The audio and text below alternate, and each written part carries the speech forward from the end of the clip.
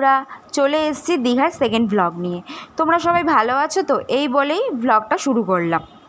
আজ বেলা 12টার কাছাকাছি ট্রেন থেকে নেমে সোজা চলে এসেছি ওল্ড দীঘাতে।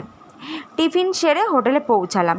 এই হোটেল খুঁজতে গিয়ে আমাদের অনেকটাই ঝক্কি পোয়াতে হয়েছে, তাই জন্য এই ভিডিওটা তোমাদের সাথে শেয়ার করতে পারিনি। যাই হোক, তারপর সেই বিকেলবেলাতে সমুদ্রের ধারে চলে গেলাম। দুদিন আগে পূর্ণিমা ছিল, তাই ভরা কোটালে কি ঢেউ দীঘাতে। বিচধারটা আমাদের বেশ ভালো লাগছিল। বিকেল থেকে রাত অবধি এখানেই ছিলাম, ঘুরলাম, খেলাম, মজা করলাম, ছবি তুললাম।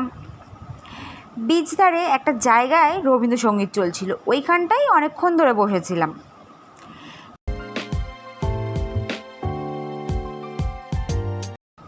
এরপর সকাল সকাল চলে গেলাম বিচ ধারে। মর্নিং ওয়াকও হলো আর কিছু ফটোশ্যুটও হলো। ওল্ড দীঘা থেকে নিউ দীঘা যাওয়ার পথে পড়ে জগন্নাথ দেবের মন্দির। খুব সুন্দর সুন্দর ঝাউবন, আর এই ঝাউবনের খুব কাছেই রয়েছে ঘোড়ার আস্তাবল।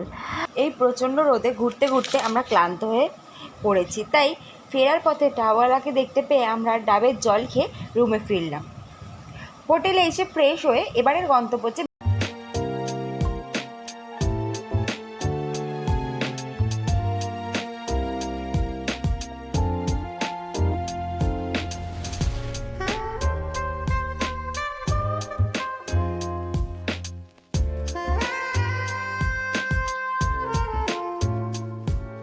Marine aquarium. দারুণ সব মাছের কালেকশন নিয়ে এই অ্যাকোরিয়ামটি ওল্ড দীঘাতে রয়েছে। এখানে এন্ট্রি ফি নেই। এরপর চলে গেলাম নিউ দীঘার জাহাজ বাড়িতে। ও বাবা, জাহাজ বাড়িতে গিয়ে দেখি আরেক কাণ্ড। সেই কাণ্ডটা নয় তোমাদের সাথে পরে অন্য একটা ভিডিওতে শেয়ার করব। বাবা, কি রোদ উঠেছে! এই গরমে ঘুরতে না আসাই ভালো। দুদিনের জন্য দীঘাতে এসেছি, গরমের তোয়াক্কা না করেই 70 শো দেখতে বেরিয়ে পড়েছি। বেশ সুন্দর কিন্তু জাহাজ বাড়িটা। 100 টাকা করে টিকিট, ছবি তোলা বারণ। এরপর চলে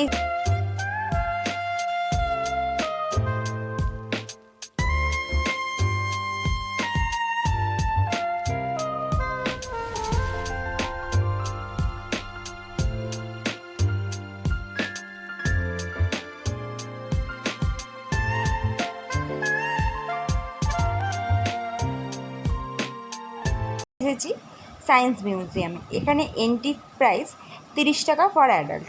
বেশ ভালো লাগলো সায়েন্স মিউজিয়ামটা। আরও ভালো লাগলো এসি থাকার জন্য।